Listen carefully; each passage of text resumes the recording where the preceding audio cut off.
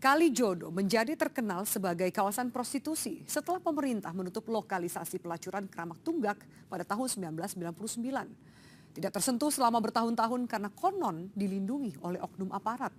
Benarkah Kalijodo untouchable?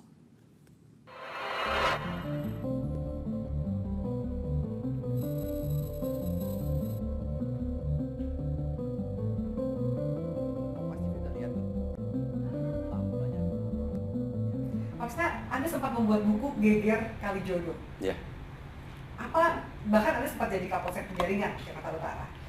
Apakah yang Anda lihat ada perbedaan Kalijodo yang dulu dengan yang sekarang yang kemarin baru Anda datangi untuk penertiban? Perbedaannya jauh sekali. Jadi Kalijodo waktu saya baru masuk jadi Kapolsek itu Kalijodo yang kayak lorong neraka kan. Dikuasai oleh preman ribuan, 2000 saya identifikasi. Dan kekuatan preman terbagi dalam 3 kelompok besar. Kelompok di utara ada 2, di barat ada 1. Dan preman-preman itu selalu mempersenjatai diri dengan alat-alat senjata tajam, panah, badik, golok dan sebagainya.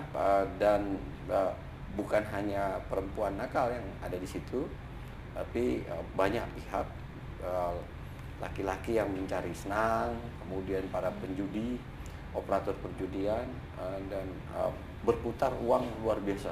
Berapa hitungan Anda waktu itu putaran uang sampai Anda berapa? Lebih dari miliaran ya sehari ya. Dan karena banyak uang berputar, mengundang orang untuk datang.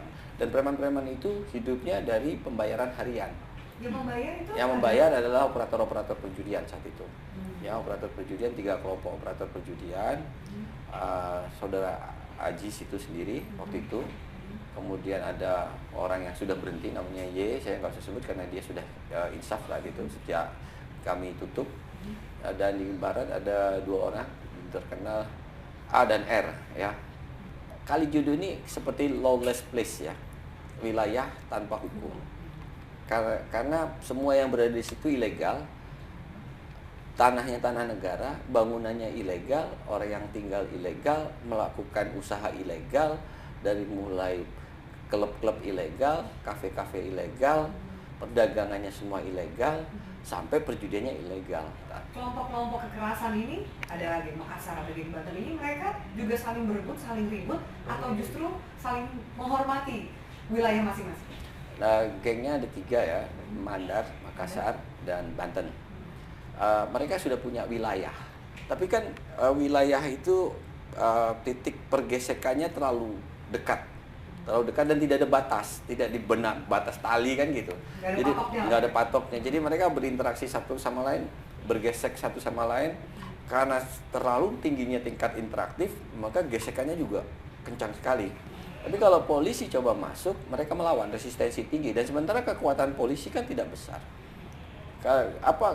Satu polsek 140 orang dibagi 3 shift dengan 3.000 orang dengan misalnya. 2.000 orang seperti itu baru premannya, belum penduduknya dan sebagainya.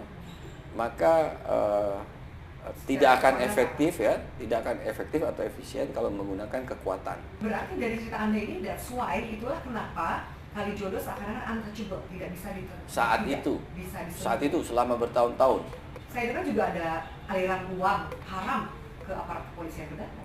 Ada upaya-upaya ya untuk membuat pihak lain menjadi kecil, mereka menjadi besar. Caranya adalah uang, ya. Karena mereka punya uang. Organized crime, versi tradisional pun tetap organized crime, itu selalu ada yang dewa baiknya, ada pencari uang, ada penjaga, ada yang bagian hukumnya ada, bahkan main di politiknya juga ada. Nah, ini dia memutarkan uang besar ini sampai kemana-mana, sehingga aparat dibuat tidak berdaya saat itu. Anda sempat juga ditawari? Ya, dari awal sudah, tapi saya itu menolak. Preman itu kan kayak macan. Kecil, dielus-elus dikasih makan, besar gigit kita kan. Jadi cara menghabisi preman itu adalah, atau ormas-ormas apapun, adalah tidak dekat-dekat ya, tidak dibuat dekat dengan negara. Kenapa sekian lama sih Pak Krisna dari Anda menjabat sebagai Kapolsek Penjaringan, baru sekarang nih 2016 baru bisa ditertibkan? Loh, dulu kan udah habis, zaman saya 2002 sudah rata. Sudah rata kemudian dibangun lagi. Sudah rata, jadi gini, ini kan bukan urusan hanya melulu masalah kepolisian kan. Kita harus tahu, ketika kita kemudian mengatasi masalah perjudian, jadi kan harus ada tindakan pemolisian yang komprehensif, sistematis. Kemudian kami bisa selesaikan masalah di sana, perjudiannya kami tutup, lokalisasinya kami tutup, dihantam yang bantaran sungai, mereka tutup saat itu. Selama saya jadi Kapolsek 2001, 2002 sampai 2004 saya serah terima, bersih itu. Bersih. Nah, seiring dengan perjalanan waktu, saya datang lagi kan, 1,5 bulan yang lalu. Lalu Anda Saya geleng-geleng kepala dong melihat. Iya. Malam-malam saya datang sampai jam 1, saya lihat rame lagi, tapi memang perjudian tidak ada. Perjudian tidak ada, tapi kafe-kafenya tutup, ada 60 kafe. Saya jalan-jalan situ. Saya lihat, saya duduk di dalam. Saya bahkan duduk di kafenya Ajis itu, Intan itu. Dan Ajis lihat saya, ketemu saya. Dia sempat tidak kenali saya salamin, Pak Ajis masih kenal saya. Saya bilang, komandan Kapolsek dulu yang tangkap saya, karena dia kan pernah saya tangkap ya. Ya, kalau premannya saya lihat habis, tinggal kelompok pendukung beberapa orang saja. Dulu kan ada 3 kelompok. Kalau yang kemarin saya lihat hanya 1 kelompok. 1 kelompok berarti tidak ada lawan kan? Karena tidak ada lawan, potensi konflik berkurang kan? Tapi kan monopoli. Ya, monopoli. Nah, bedanya sekarang si Ajis ini monopoli ini saya lihat ini. Yang lain sudah pada pergi. Nah, padahal dia dulu yang paling lemah loh. Bicara soal yang Aziz Anda katakan, Anda tadi juga sempat mengatakan sempat ditodong oleh pistol pada saat itu. Boleh kita flashback sedikit, maksudnya itu konteksnya pada saat itu situasinya seperti apa sih? Kenapa kemudian berani sekali seorang menodong Dia nggak berani. polisi? Dia kan itu refleks. Oh, itu refleks. Malam itu Konteksnya hujan apa? gerimis. Adiknya ada yang Ajis, adiknya Ajis itu Meninggal. mati ditusuk oleh orang. Tapi adiknya Ajis itu kan mentang-mentang awalnya. Gesek-gesekan, ribut-ribut masalah motor, bilang adiknya Ajis pakai apa, si anak 2 itu dipukul, balik lagi anak 2 itu ambil batik, ditusuklah dia, mati si adiknya Ajis. Malam itu mati, laporan kemana-mana, yang muncul isu Ajis adiknya dari kelompok Makassar ditusuk kelompok lain, terjadilah kemarahan kelompok preman itu. Ajis dengan kelompoknya 300 orang siap untuk berperang dengan tombak-tombak. Nah, karena banyak orang, Ajis jagoan kan gitu aja kan, nembak-nembak. Nah, saya lagi di luar, lagi cari pelaku, karena pelaku diduga nyebrang sungai, nyebrang ke sana. Pelaku itu dari luar orang Kalijodo. Malam itu belum ketahuan, dari Kalijodo juga, tapi belum tahu siapa pelakunya. Waktu saya cari di jembatan, dador, dengar.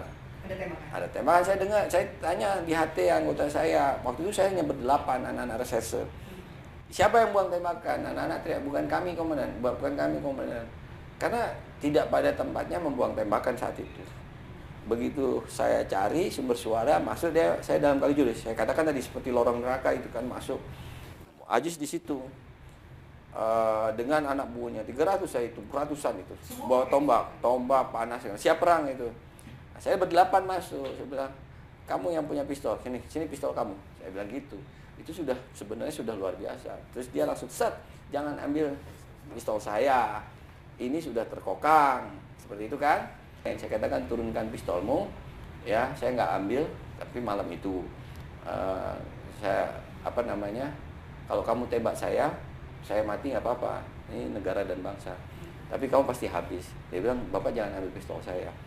Nah, saya jamin, saya bilang, untuk kasus pembunuhan adik kamu, saya ungkap. Dan memang terungkap. 2 hari kemudian saya tangkap pelakunya di Banten. Anak kelompok dia juga sebenarnya.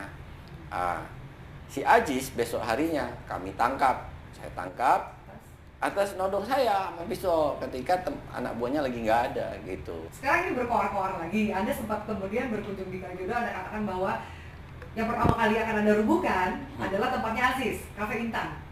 Ini masih ada aura dendam lama atau gimana? Enggak ada dendam. Enggak, polisi nggak boleh dendam. Kalau ini mau dirubuhkan, semua itu sudah relokasi. Perlawanan kan terjadi dari dia dengan menggunakan pengacara. Dan itu markas dia mau dijadikan markas perlawanan. Kalau itu selesai, memang sudah sesuai prosedur yang dimiliki Pemda, akan robohkan. Kami menyarankan rumah itu dirobohkan dulu. Saya kira Pemda setuju. Kalau rumah itu udah dirobohin, yang lain tinggal ditiup angin, selesai kok. Selama membereskan Kalijodo ini, Anda sempat mendapatkan ancaman? Nggak, Mungkin? nggak ada. Atau godaan tanda kutip Enggak ada putaran uang yang Enggak. besar yang mungkin ditawarkan ke Anda? Sama sekali tidak ada. Sama sekali tidak. Kita harapkan seperti itu. Iya. Terima kasih banyak Pak Syarif setelah bertugas. Sekian lama bisnis hiburan Kalijodo menjadi mesin penghasil uang yang fantastis. Tidak heran siapapun ingin berkuasa di sana. Karena siapa yang berkuasa, dia yang mengendalikan perputaran uangnya. Ikuti penelusuran tim NSI sesaat lagi.